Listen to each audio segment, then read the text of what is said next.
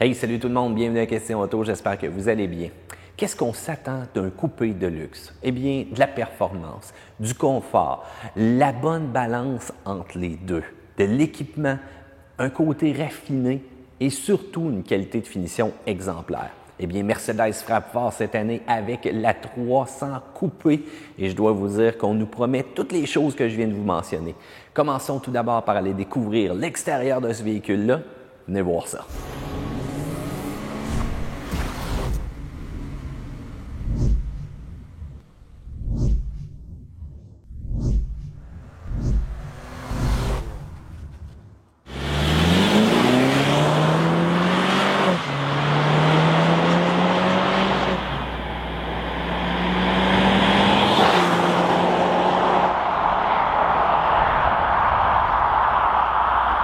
Le modèle de C300 que nous avons, donc c'est la version 4MATIC avec l'ensemble sport. Et la couleur, attention, bleu caranzite métallisé. C'est un mix de bleu et de noir, mais sérieusement, c'est très beau au niveau du véhicule. J'aime beaucoup ce que je vois présentement. Étant donné qu'on a l'ensemble sport, eh bien, la calandre à l'avant est un petit peu différente et je dois dire que j'aime beaucoup le côté petit diamant que je vois comme ça ici. Donc, surdimension, encore une fois, du signe, ça c'est classique Mercedes. Des belles lumières au LED, vraiment très bien finies. Et on va avoir une petite prolongation aussi au niveau de la lèvre à l'avant, donc avec le chrome qu'on voit présentement. Capteur très bien dissimulé, vraiment là, dans le plastique ici sur le côté. Capot long, vraiment là, une belle ligne sobre si on veut, élancée. Puis regardez, vous voyez les contrastes de couleurs présentement. Mention Mercedes-Benz ici, donc complètement sur le capot. Et je dois dire que j'aime beaucoup le profil de l'avant du véhicule. Les phares donc qui sont OLED et qui offrent une excellente performance de ce côté-là. Pour le reste, lorsqu'on s'avance un petit peu plus vers ici, essuie-glace parfait pour l'hiver. Puis regardez la petite mention Mercedes qu'on a ici. Donc encore une fois, ça, je trouve ça original, la petite signature. On va avoir aussi les différents capteurs donc, qui vont nous assister pour nos aides à la conduite. Et on a un toit ouvrant qui est très gros, donc vraiment panoramique. Puis remarquez qu'il n'y a pas d'antenne. Hein? L'antenne est dissimulée donc dans la vitre à l'arrière, directement ici, comme ça. Donc c'est vraiment un très beau véhicule. Pour la ligne de côté, si on se dirige ici, donc c'est sûr qu'on remarque les belles roues donc à 5 branches avec la mention AMG. Ça vient avec le petit groupe sport qu'on a. Et on a un pneu intéressant, donc un Continental Pro Contact, un GX SSR. Et on va avoir une dimension de 2,25, 45, 18 à l'avant.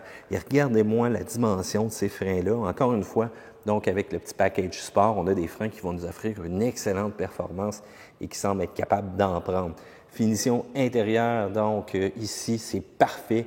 Je vous le dis tout de suite, c'est très bien fini. Une ligne quand même discrète qui va partir sur le côté ici, donc du phare qui s'en va jusqu'à l'arrière. Miroir, regardez son positionnement sur la portière. Du côté contour de cadre, eh bien, ce qu'on a, c'est quand même une petite ligne chromée quand même assez intéressante. Lorsqu'on va ouvrir la portière, donc la vitre qui s'abaisse et on a une solide ouverture. Faites attention donc quand vous allez être vraiment dans des endroits un peu restreints parce que quand vous regardez la longueur de cette porte-là, c'est quand même assez majeur. Du côté de l'arrière, eh bien, les pneus sont un petit peu plus grands. On a une dimension un peu plus intéressante, c'est sûr, parce qu'on aime quand même le mordant. Les freins vont être un petit peu plus petits. Et au niveau des pneus, donc, c'est du 245 qu'on a directement ici. Trappe à essence, pas de complications. On appuie et voilà. Quand même très grand comme trappe à essence. C'est là qu'on a aussi l'information. Donc, au niveau des pressions donc, pour les pneus.